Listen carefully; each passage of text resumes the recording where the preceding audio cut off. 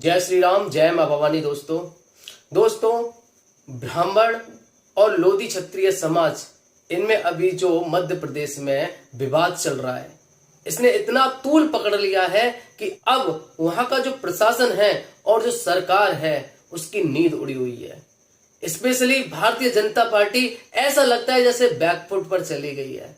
उसको समझ में नहीं आ पा रहा है कि इस तरीके का जो माहौल बनाया गया है उससे कैसे निपटा जाए, क्योंकि मध्य प्रदेश में ओबीसी समाज बहुत ही बड़ी तादाद में है और केवल अगर लोधी क्षत्रिय समाज की बात करें तो अकेले ही लगभग 50-60 सीटों पर बाहुल्य है।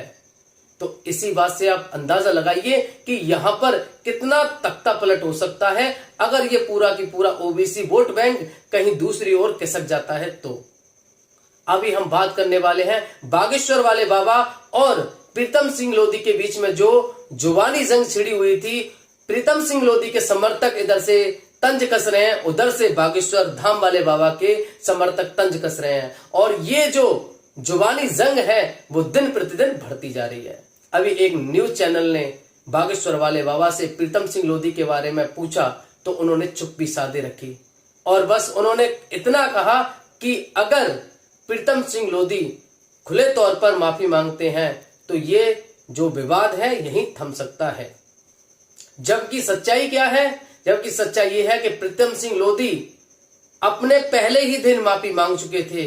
उसके अलावा हाल ही में एक वीडियो और आया था जिसमें प्रीतम सिंह लोधी के बेटे खुद माफी मांग रहे थे।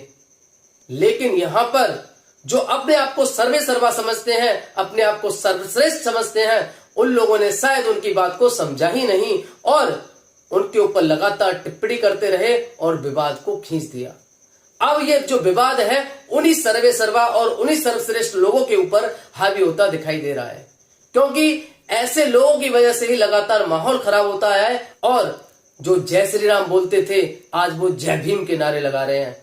ये जो तथाकथित अपने आप को सर्वश्रेष्ठ कहते हैं, इनको सोचना होगा कि इनकी वजह से हमेशा सनातन धर्म पर चोट लगती है और कहीं ना कहीं सनातन धर्म का एक बड़ा हिस्सा धीरे धीरे सनातन धर्म से अलग हो जाता है। तो ऐसे लोगों को अपने आप में और सनातन धर्म की खातिर खुद सोचना होगा। जबकि प्रीतम सिंह लोधी लगातार माफी मांगे जा रहे थे और वहीं पर ये लोग अपने आप को सर्वश्रेष्ठ घोषित करके उनके ऊपर तंज कसे जा रहे थे। दोस्तों, ये विवाद किस तरीके से सुलझेगा ये समझ से परे है, लेकिन जिस तरीके से बागेश्वर वाले बाबा ने कहा कि अगर वो माफी मांगते हैं तो विवाद सुलझ जाएगा, माफी मांग ली उन्होंने लेकिन सुलझा तो नहीं। अब वो माफी शायद मांगेंगे भी नहीं, क्योंकि वो 2 बार माफी मांग चुके हैं, बार बार कोई माफी नहीं मांगता। ये उनका बड़प्पन है कि उन्होंने ब्राह्मण समाज को अपने से ऊपर रखा और उनसे माफी भी मांगी। लेकिन ब्राह्मण समाज अपने आप को सर्वे सर्वा, अपने आप को सर्वश्रेष्ठ घोषित किए हुए है, तो ये चीज कहीं ना कहीं विवाद को बढ़ा रही है।